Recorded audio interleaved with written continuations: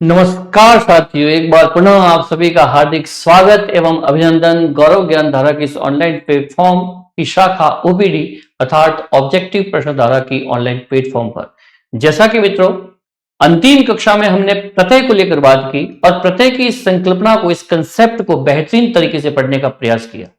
उसमें आपने देखा कि प्रत्यय कैसे लगाएं, अर्थात मैंने किस प्रकार से आपको शब्द निर्माण की विधियां बताते हुए, जिसमें संधि, समास, उपसर्ग और प्रत्यय को लेकर बात की कि किस प्रकार से शब्दों का निर्माण होता है और प्रत्यय किस तरीके से लग के किस प्रकार का विकार उत्पन्न करते हैं और प्रत्यय कैसे लगाए जाते हैं, प्रत्यय में किस प्रकार के लघु परिवर्तन, दीर्घ परिवर्तन होने के किस प्रकार के क्या क्या कारण रहते हैं, किस प्रकार से वो नियम होते हैं और उन नियमों को भिन्न उदाहरणों के माध्यम से आपके समक्ष प्रस्तुत कर उनको सुस्पष्ट करने का भी एक उचित प्रयास करने का मैंने प्रयास किया।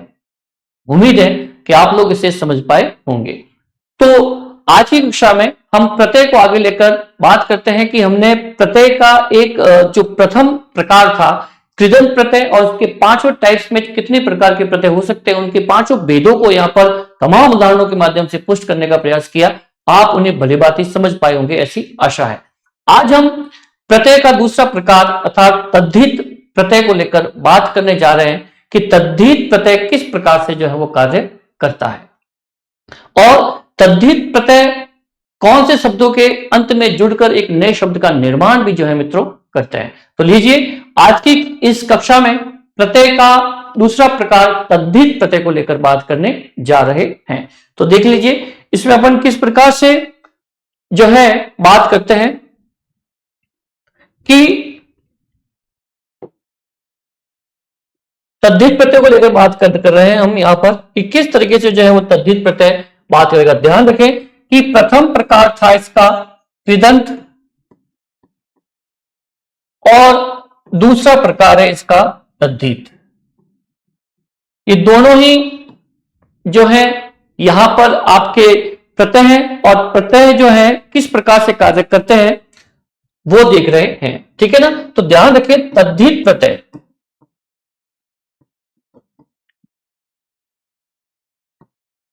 क्रिया शब्दों के साथ इस परिभाषा से हम तद्धित प्रत्यय को समझने का प्रयास करते हैं कि क्रिया शब्दों के साथ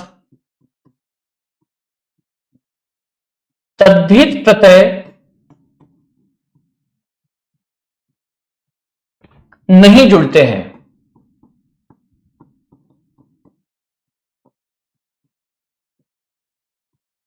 यह कंसेप्ट है कि क्रिया शब्दों के साथ जो है वो तद्धित प्रत्यय नहीं जुड़ते हैं। तो कहां जुड़ते हैं, अर्थात जिनमें तद्धित प्रत्यय जुड़ते हैं, जिनमें तद्धित प्रत्यय जुड़ते हैं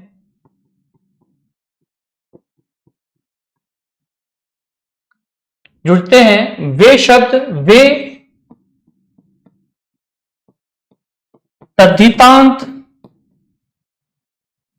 शब्द कहलाते हैं।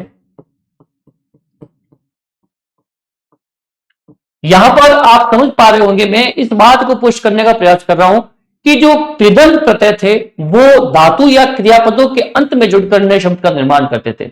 यहां पर मैं ये बात समझाने का प्रयास कर रहा हूं कि तद्धित प्रत्यय क्रिया शब्दों के साथ तद्धित प्रत्यय नहीं जुड़ते हैं, जिनमें तद्धित प्रत्यय जुड़ते हैं वे तद्धितांत शब्द कहलाते हैं। अब देखिए तद्धितांत में क्या होगा कि किस तरीके से अपन बात करते हैं यहां पर कि तद्धितांत शब्द जो है ये धन, हित, धन, अंत, ये शब्द इस प्रकार से निकल कर सामने आता है। तो यहां पर मैं बात कर रहा हूं कि किस तरीके से अगर क्रिया शब्दों के साथ तद्धित प्रत्यय नहीं लगता है, क्रिया शब्दों के साथ में जो प्रत्यय जुड़ते जाते हैं उन्हें हम तद्धित प्रत्यय नहीं कहते हैं। अर्थात कहना चाहूंगा कि तद्धित प्रत्यय क्रिया शब्दों के अंत में नहीं जुड़कर संज्ञा, सर्वनाम, विशेषण आदि शब्दों के अंत में जुड़कर नए शब्द का निर्माण करते हैं। देख लें इसे, फिर आगे जुड़ते हैं।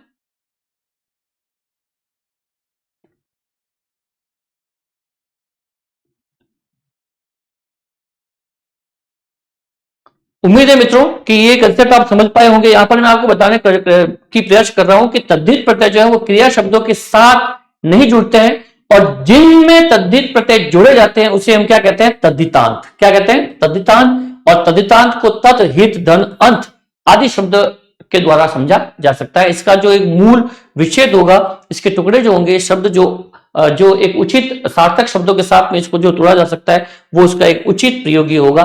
ध्यान रखें, प्रतियोगी परीक्षा के दौरान इस शब्द को इस प्रकार से भी समझने का प्रयास करें। हो सकता है कि आपके सामने कभी तद्धितांत शब्द जो है इस तरीके से उपस्थित हो जाए, इसके जो टुकड़े होंगे वो इस टाइप से रहेंगे। अब हम चलते हैं आगे कि नए शब्द के निर्माण हेतु, नए शब्द के निर्माण हेतु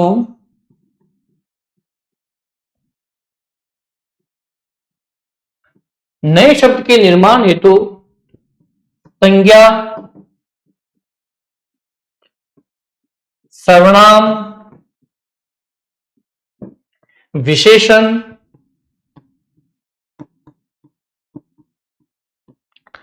आदि शब्दों के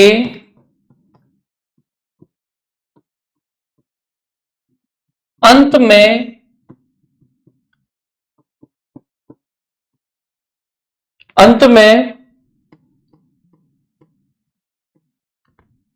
जो प्रत्यय जुड़कर नए शब्द का निर्माण करते हैं, नए शब्द का निर्माण करते हैं,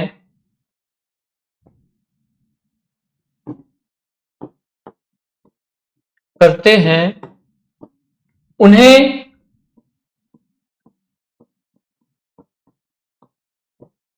तद्धित प्रत्यय कहते हैं। उन्हें तद्धित प्रत्यय कहते हैं।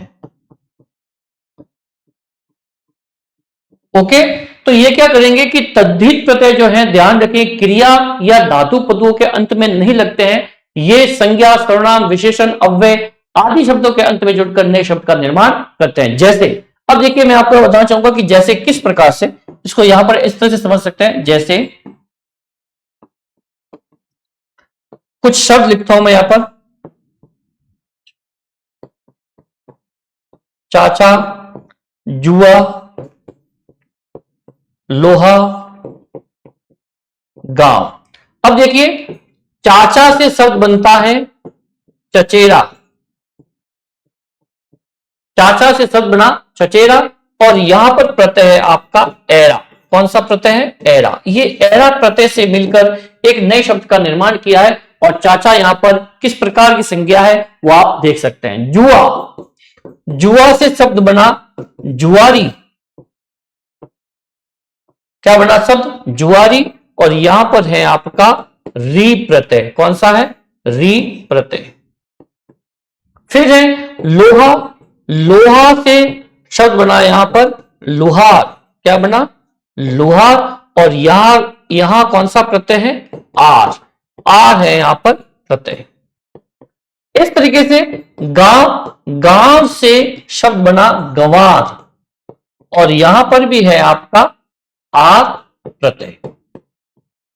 इस तरीके से हम देख सकते हैं कि किस प्रकार से जो है शब्दों, संज्ञा, सर्वनाम या विशेषण शब्दों के साथ में जुड़कर ये जो प्रत्यय है एक नए शब्द का निर्माण कर रहे हैं, इन्हें हम तद्धित प्रत्यय कह सकते हैं। ध्यान रहे मित्रों कि आपको प्रत्यय में इस प्रकार से समझना है कि प्रत्यय क्रिया या धातु पद है, उनके अंत में जुड़कर कोई नए शब्द का निर्माण कर रहा है तो वो कृदंत प्रत्यय है। अर्थात आगे अपन बात करें कि तद्धित प्रत्यय का जो प्रकार होगा, जो टाइप होगा, वो किस प्रकार से व्यवहारिक दृष्टिकोण या व्यवहारिक व्याकरण में कार्य करता है, तो तद्धित प्रत्यय हमेशा संज्ञा, सर्वनाम और विशेषण या अव्यय शब्दों के अंत में जुड़कर नए शब्द का निर्माण करता है। यहां पर मैं यही बात आपको समझाने का प्रयास कर रहा हूं कि कृदंत प्रत्यय मींस धातु या क्रियापदों के अंत में जुड़कर, और तद्धित प्रत्यय जो है वो संज्ञा, सर्वनाम, विशेषण या अव्यय शब्दों के अंत में जुड़कर नए शब्द का निर्माण करता है। देख ले इसे, ये कुछ एग्जाम्पलों के द्वारा मैंने इस कंसेप्ट को यहां पर कंप्लीट करने की कोशिश की है। देख ले आप इसे, फिर आगे चलते हैं।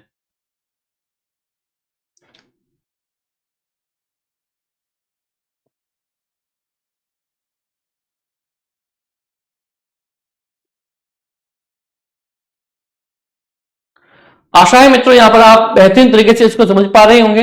अब हम चलते हैं आगे कि कृत प्रत्यय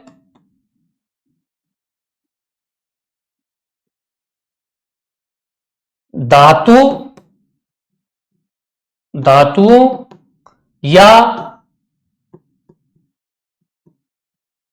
क्रियापदों के अंत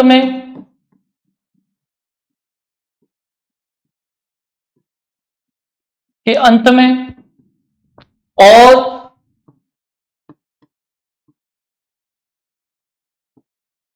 तद्धित प्रत्यय संज्ञा सर्वनाम विशेषण एवं अव्यय शब्दों के अंत में लगकर अव्यय शब्दों के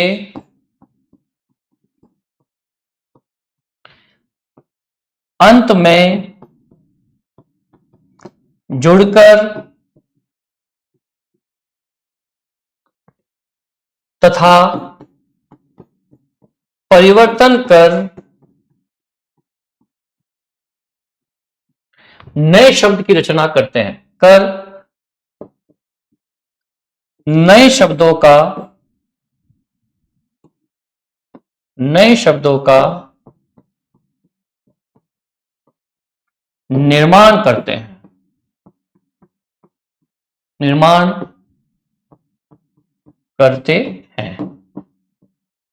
इस तरीके से हम देख सकते हैं यहां पर कि किस तरीके से कृत प्रत्यय सिर्फ धातु या क्रियापदों के साथ में और तद्धित प्रत्यय संज्ञा सर्वनाम विशेषण एवं अव्यय शब्दों के अंत में जोड़कर नए शब्दों का निर्माण करते हैं। यहां पर इस बात को भलीभांति आप समझ लें कि किस प्रकार से तद्धित प्रत्यय कार्य करता है और किस प्रकार से कृदंत प्रत्यय कार्य करता है।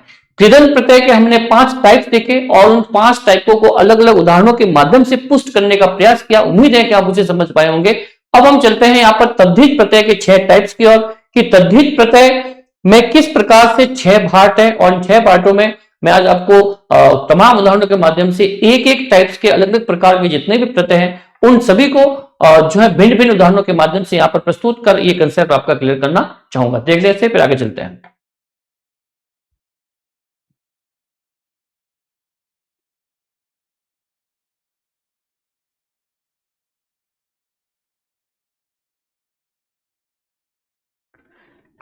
आगे चलते हैं मित्रों, यह है आपका तद्धित प्रत्यय। कौन सा प्रत्यय है? तद्धित प्रत्यय। अब देखिए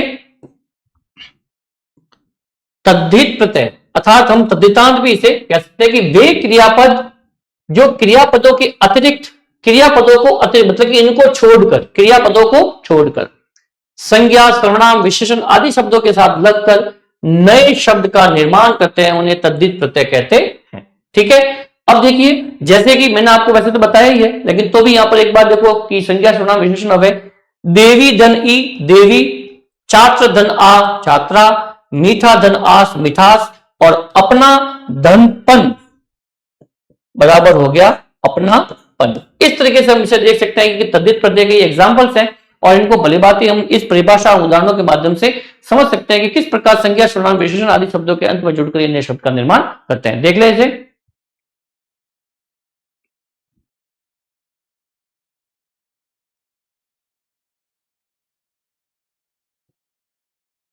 अब चलते हैं आगे। नेक्स्ट है आपके पास में कि तद्धित प्रत्यय टोटल 6 प्रकार के होते हैं। कितने? 6 प्रकार के, जिसमें 6 के टाइप्स हैं, इसकी परिभाषाएं हैं और तमाम उदाहरणों के माध्यम से इसको पुष्ट करने का प्रयास यहां पर हम करेंगे। जिसमें पहला है आपका कृतवाचक तद्धित प्रत्यय। कृतवाचक तद्धित प्रत्यय में देखिए कि वे प्रत्यय जो किसी संज्ञा सर्वनाम या विशेषण शब्द के साथ जुड़कर कर्तावाचक शब्द का निर्माण करें, चाहे वो संज्ञा हो, चाहे वो सर्वनाम हो, चाहे वो विशेषण हो, उन शब्दों के साथ में जुड़कर वो क्या करेगा? कर्तावाचक शब्द का निर्माण करेंगे। ध्यान रहे यहां पर क्या कह रहा है कि कर्तावाचक शब्द का निर्माण करते हैं। जैसे कि देखिए आर प्रत्यय है, आर से शब्द ना लोहार, सोनार, कुम्हार, चमार, गंवार, ये शब्द इसके मूल शब्द अलग है और मूल शब्द में ये आर प्रत्यय जुड़ रहा है और किस प्रकार से जो शब्द जाकर बन रहा है। जैसे कि मैंने आपको बताया हुआ है लुहार, अब ये लोहा शब्द जो है, लोहा धन आ से बना है, आ इसमें प्रत्यय है और लोहा से बना है। और किस तरीके से लोहा का लुहार हुआ, तो मैंने ये यहां पर इस तरह से आपको बताया हुआ है कि किस तरीके से ये ओ का ऊ में तब्दील हो रहा है, ओ का ऊ में तब्दील हो रहा है, अर्थात यहां पर ये लघु परिवर्तन का उदाहरण है, जैसा कि हम समझ चुके हैं इसी उदाहरण के माध्यम से, जिसमें देखिए ये ह और ये अ है और यहां पे ये ल और ये ओ है, अर्थात ये पे अ जाएगा और ये आर इसके साथ आ जाएगा और ओ का हो जाएगा ऊ और शब्द बन गया यहां पर लुहार। इस तरीके से ये परिवर्तन करिए शब्द यहां पर बन रहा है। इस तरीके से ये लुहार है, सोनार भी इसी टाइप से है, कुमार भी, चमार, गवार, गाव और गाव धन आर गवार, ठीक है ना। इस तरीके से यहां पर जो है लघु परिवर्तन हुआ, यहाँ पे आ का अ बन रहा है, गा का ग बन रहा है, तो यहाँ पर लघु परिवर्तन हो रहा है, अर्थात वापस जो है लघु शब्दों की ओर अपन आ रहे हैं, तो ये लघु परिवर्तन का उदाहरण है। इस प्रकार से इसको देख सकते हैं। फिर है इया, रसिया, जयपुरिया, मुखिया, ई तेली, तेल से तेली, बेद से बेदी, माली, ठीक है ना, एरा, घसेरा, ठटेरा, चितेरा, लखेरा, ये शब्द जो है इस तरीके से आपको यहां पर लग रहे हैं कि किस प्रकार से ये कर्तावाचक शब्द का निर्माण जो है यहां पर तमाम मूल शब्द और प्रत्यय के माध्यम से, प्रत्यय किस प्रकार से यहां पर संज्ञा, सर्वनाम या विशेषण शब्दों के अंत में लगकर नए शब्द का निर्माण कर रहे हैं। देख लेंगे और इन उदाहरणों को भलीभांति समझने का प्रयास करें, ताकि अगर एग्जाम में इस टाइप के क्वेश्चन आते हैं तो वो आप उनके उत्तर तक भलीभांति पहुंच पाए। देख ले इसे, फिर आगे चलते हैं।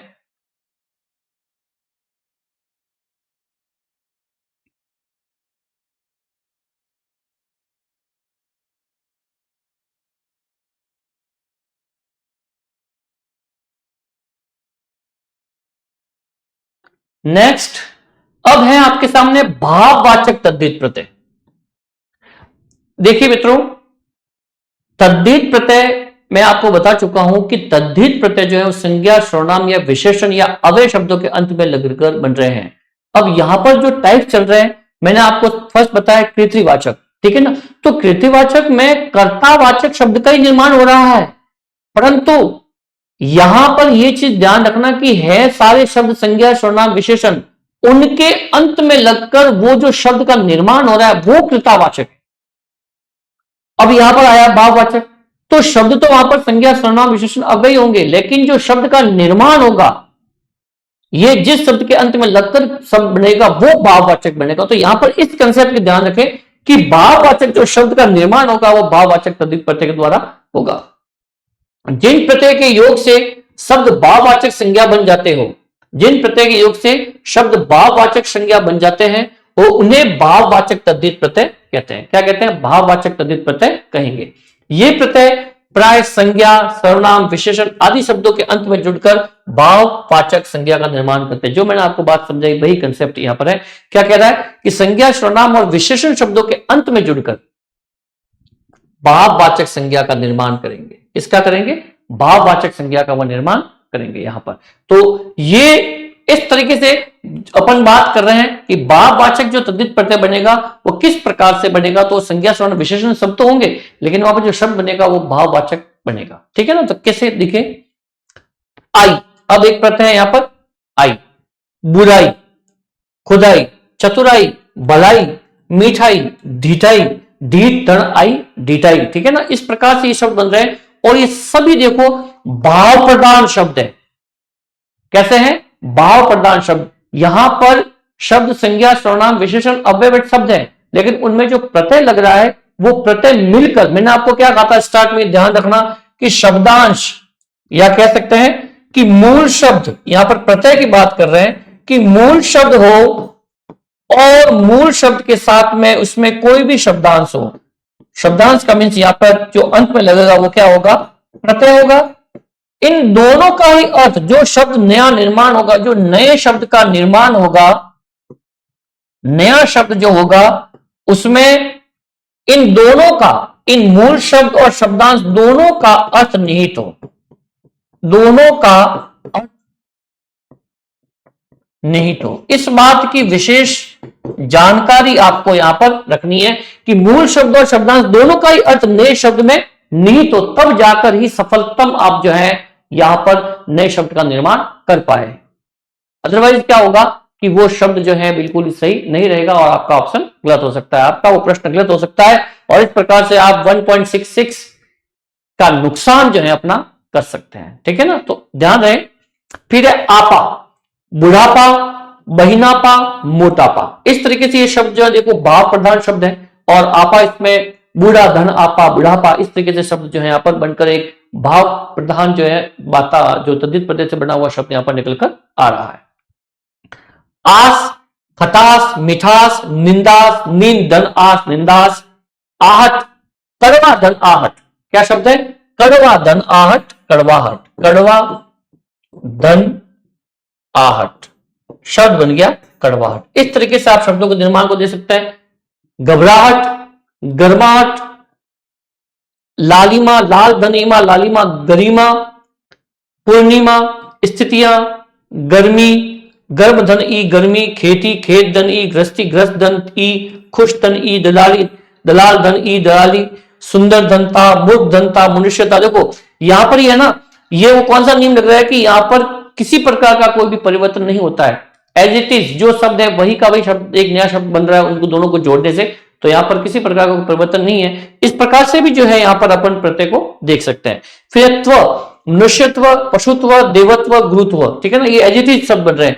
पन, बचपन, लड़कपन, छुटपन, इस तरीके से ये शब्द भी यहां पर निकलकर सामने आ रहे हैं। देख ले इसे, फिर आगे चलते हैं।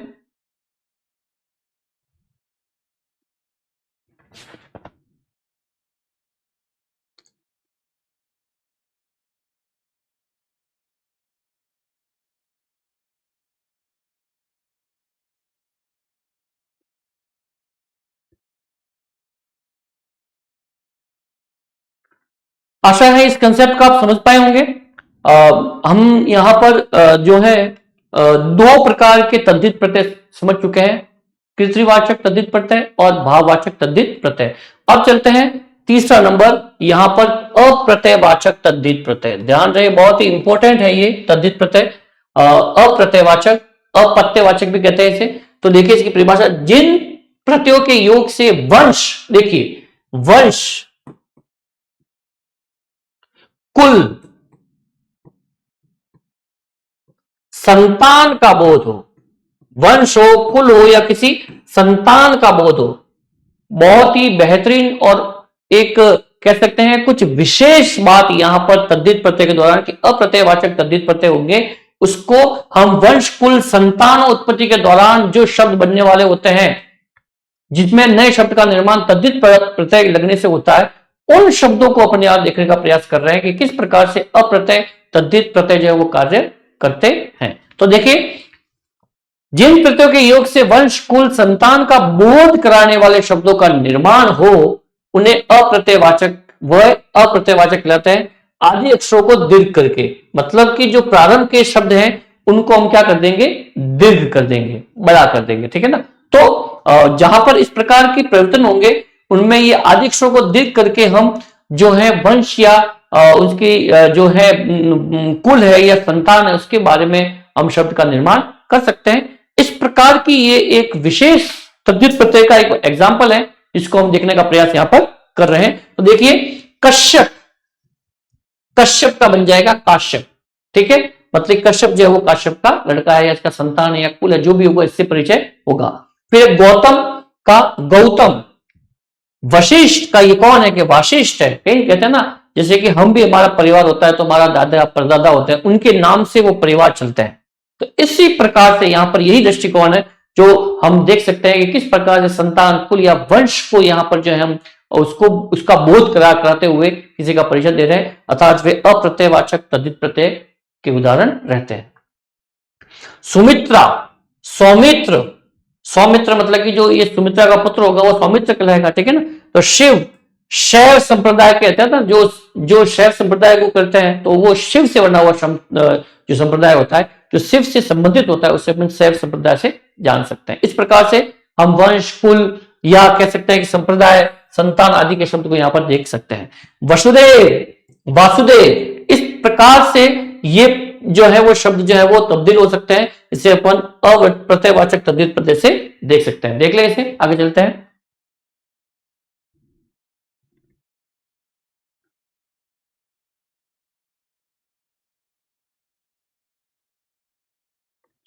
यहां पर ध्यान रखना कि आदि अक्षरों को दीर्घ करने की बात हो रही है। आदि अक्षरों को दीर्घ करके यहां पर जो है हम अप्रत्ययवाचक तद्धित प्रत्यय का निर्माण कर रहे हैं, जिसमें आदि अक्षरों को दीर्घ करके ये जो है क का, गो का गौ, व का वा, सु का सौ, ठीक है ना, वो शब्द जो है वो बन रहे हैं, नए शब्द बनकर सामने आ रहे हैं। अब है आदि अक्षरों को दीर्घ, एक तो था आदि अक्षरों को दीर्घ करके फिर ऊ को व में, ऊ को जब व में तब्दील करेंगे तब भी वह अप्रत्ययवाचक तद्धित प्रत्यय के एग्जाम्पल रहेंगे। तो देखिए कैसे, अब विष्णु है तो विष्णु का वैष्णव हो गया, ऊ का व बन गया, ऊ का व, ठीक है। रघु का राघव, जो रघुकुली होते हैं उनमें रघु का राघव, अगर राघव में मूल शब्द है तो कौन सा है, वो रघु है, ठीक है ना। इस चीज की जानकारी आपको रहनी चाहिए। इस प्रकार के प्रश्न जो है वो आपके जो प्रतियोगी परीक्षाओं में पूछे जा सकते हैं। ध्यान रहे, इस प्रकार से इस शब्दों को देखना है कि कहां पर कौन सा शब्द जो है मूल है और उसमें कौन सा प्रत्यय ये लग रहा है या किस प्रत्यय का ये एग्जाम्पल रहेगा। मनु का मानव, ऊ का व में तब्दील हो रहा है।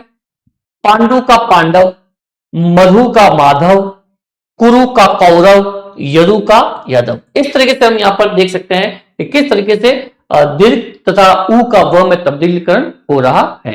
अब है अंत में ज लगाकर, कई बार ये तो सही है लेकिन साथ में अंत में ज लगाकर भी हम इस प्रकार के परिवर्तन या अप्रत्ययवाचक तद्धित प्रत्यय के उदाहरण को देख सकते हैं। जिसमें देखिए पिंड का पिंडस, ये ज लगा दिया, स्वेद का स्वेदज, पंख का पंकज, जल का जलज।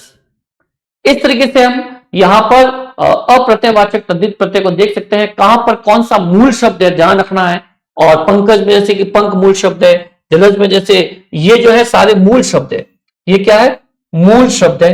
और मूल शब्दों में हम क्या कर रहे हैं कि ज लगाकर यहां पर जो है एक नए शब्द का निर्माण कर रहे हैं। स्वेद है, स्वेदज है, पिंड है। इस तरह से ये रघु में राघव है, तो रघु यहां पर क्या है कि मूल शब्द है, क्या है, मूल शब्द है। इस तरीके से यहां पर हम इसको देख सकते हैं। मानव में मनु, मनु मूल शब्द है, मनु मूल शब्द।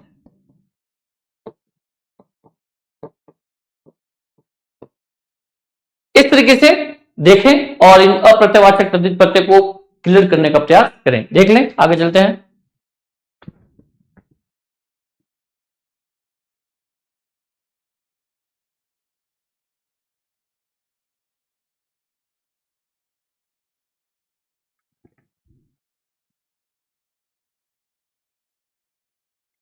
आशा है मित्रों की इस कंसेप्ट को आप भली भांति समझ पा रहे होंगे। यहां पर हम देख रहे हैं कि किस प्रकार से जो है अप्रत्ययवाचक तद्धित प्रत्यय को देखने का प्रयास किया, जिसमें हमने देखा कि किस तरीके से आदि अक्षरों को दीर्घ करके या ऊ का व में परिवर्तन करके या अंत में ज लगा करके इन उदाहरणों को देख सकते हैं। मैं आपके समक्ष जो उदाहरण प्रस्तुत कर रहा हूं मित्रों, वो वाकई में आपकी प्रतियोगी परीक्षा के दौरान आपके लिए बहुत ही महत्वपूर्ण रहने वाला है। इनको भली भांति देखें और इस प्रकार के और जो है शब्दों को ढूंढने का प्रयास करें, उनके मूल शब्द को पहचानें, उनमें लगे प्रत्यय को देखें और उनके प्रकारों को देखते हुए उनके उचित प्रकार तक पहुंचे कि वाकई में ये किस प्रकार का प्रत्यय है। वैसे तो तद्धित प्रत्यय 6 प्रकार के हैं, लेकिन 6 ही प्रकारों में आपको ढूंढना होगा कि किस प्रकार से शब्द बन रहा है और यहाँ पर संज्ञा, सर्वनाम, विशेषण या अव्यय के अंत में लगकर ये किस प्रकार का प्रत्यय जो है यहाँ पर दिख रहा है, क्योंकि तद्धित प्रत्यय अपने आप में 6 प्रकार के हैं। अगर क्लिष्ट प्रश्न जाता है तो ध्यान रखें उनके टाइप्स में जाएगा और टाइप में से भी यदि अप्रत्ययवाचक में जाए तो ऊ का ऊ व में बदलते हुए जो शब्द बनेगा वो कौन सा है, यहाँ पर मूल शब्द कौन सा है, ठीक है ना। इस प्रकार के परिवर्तन भी आपको देखने को मिलेंगे, इस प्रकार के प्रश्न भी आपको देखने को मिलेंगे। आपको उनको देखकर नहीं घबराना है और उचित तरीके से इनको पढ़ते हुए एक सही उत्तर तक पहुंचने का प्रयास करना है। अब आता है ऊर्णतावाचक। ऊर्णतावाचक, देखो ध्यान रखना कि इसमें ऊर्णतावाचक में क्या होता है कि लघुता,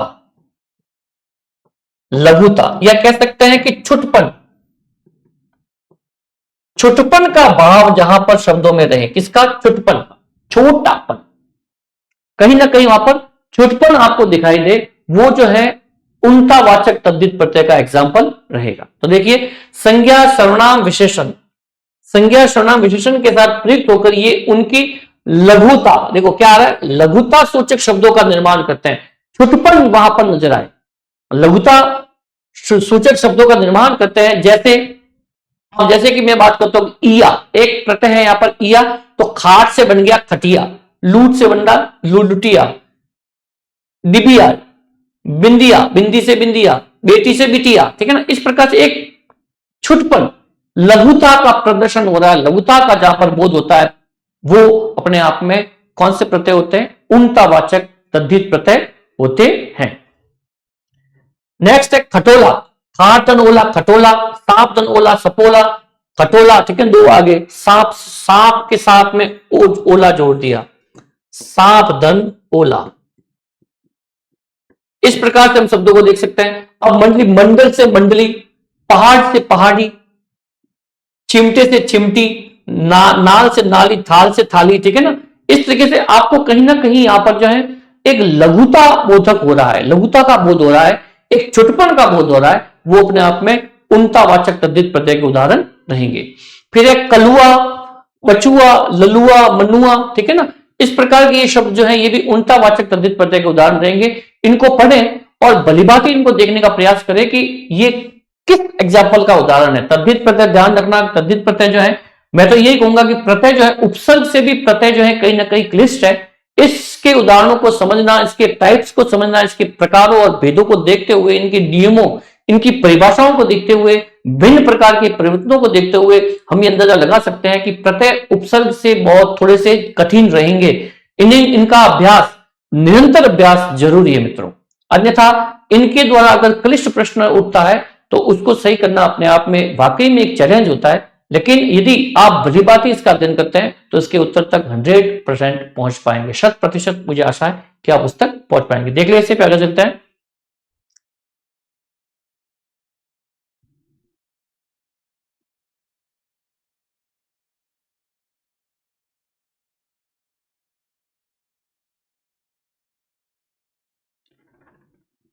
आगे चलते हैं मित्रों।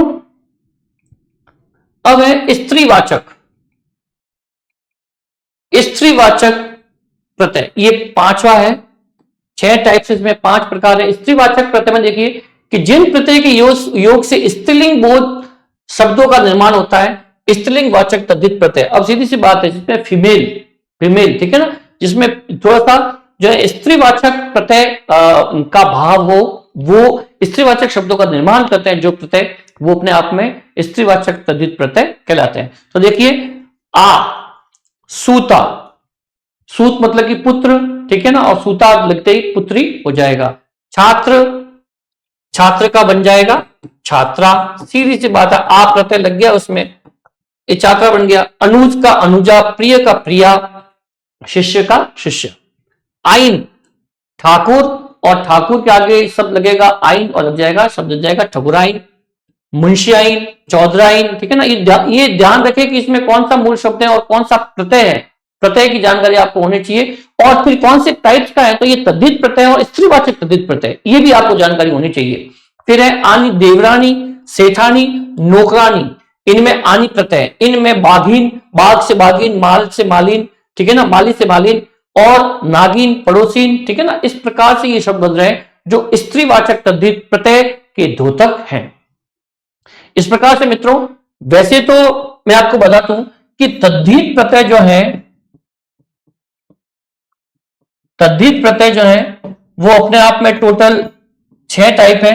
जहां पर मैंने आपको यहां पर देखिए कि कृत्रिवाचक, कृत्रि वाचक करवा दिया है, भाव करवा दिया है मैंने आपको, अप्रत्ययवाचक करवा दिया है, अप्रत्ययवाचक भी यहां पर मैं आपको करवा चुका हूं। उसके बाद में मैं आपको उनतावाचक भी करवा चुका हूं, फिर मैंने आपको स्त्रीवाचक भी करवा चुका हूं, ठीक है ना। अब बचता है आपके गुणवाचक प्रत्यय। कौन सा? गुणवाचक प्रत्यय। एक शेष है 6 में, जो आज हम नहीं करवा पाएंगे, ठीक है ना। तो आज न करवाते हुए इसको नेक्स्ट कक्षा में मैं आपको करवा दूंगा, लेकिन उससे पहले ही हम किसी नए बिंदु का भी जो है प्रारंभ कर लेंगे, लेकिन उससे पहले इस कंसेप्ट को यहाँ पर मैं पूरा कर लूंगा। 5 टाइप्स आपके यहाँ पर क्लियर है तद्धित प्रत्यय के, और उम्मीद है मित्रों की आज की कक्षा आपके लिए बेहतरीन रही होगी, आप इसे भलीभांति समझ पाए होंगे। मैं आपको बता दूं कि लघु परिवर्तन और दीर्घ परिवर्तन के माध्यम से आप वहां पर जो प्रत्यय किस प्रकार से लगाए जाते हैं उस कंसेप्ट को भलीभांति पढ़ें। अगर वहां पर आपका कंसेप्ट क्लियर हो जाता है तो आप मूल शब्द और उसके प्रकार तक बेहतरीन तरीके से पहुंच पाएंगे। यहां हमने तद्धित प्रत्यय के आज 5 टाइप पढ़े। तद्धित प्रत्यय किस तरह से कार्य करता है और किस प्रकार से कार्य करते हुए यहाँ पर ये संज्ञा, सर्वनाम और विशेषण और अव्यय शब्दों के अंत में जुड़कर एक नए शब्द का निर्माण करता है। और यहां पर ध्यान रखें कि तद्धित प्रत्यय जो है धातु या क्रियापदों के अंत में नहीं जुड़ते हैं, अर्थात जो प्रत्यय क्रियापदों के साथ न जुड़कर संज्ञा, सर्वनाम या विशेषण शब्दों के अंत में जुड़ते हैं वो प्रत्यय जो है तद्धित प्रत्यय कहलाते हैं। जो तमाम उदाहरणों के माध्यम से मैंने इसको पोस्ट करने का प्रयास किया। उम्मीद है मित्रों कि आज की कक्षा आपके लिए बेहतरीन रही होगी।